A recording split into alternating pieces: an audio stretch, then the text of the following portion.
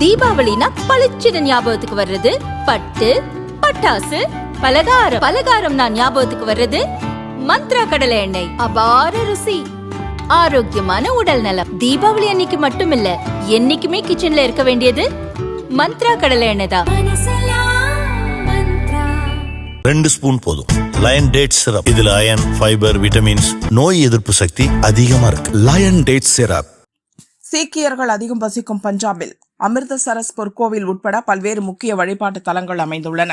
சீக்கிய மதகுரு தேக் பகதூரின் 350வது தியாக தினத்தை நினைவு கூறும் வகையில் பஞ்சாப் சட்டசபையில் சிறப்பு கூட்டம் நடந்தது.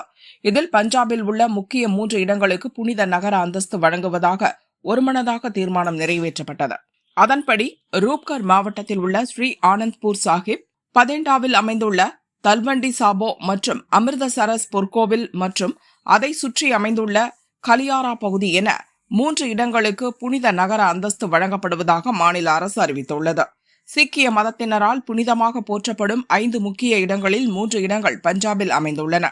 இவற்றிற்கு புனித நகர அந்தஸ்து வழங்கப்பட்டு அது தற்போது நடைமுறைக்கு வந்துள்ளது.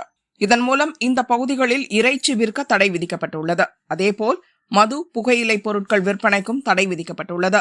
இந்த 3 புனித பகுதிகளிலும் மது, புகையிலை, இறைச்சியை யாரும் பயன்படுத்தக்கூடாது என மாநில முதல்வர் பகவந்த் மான் சிங் கூறினார்.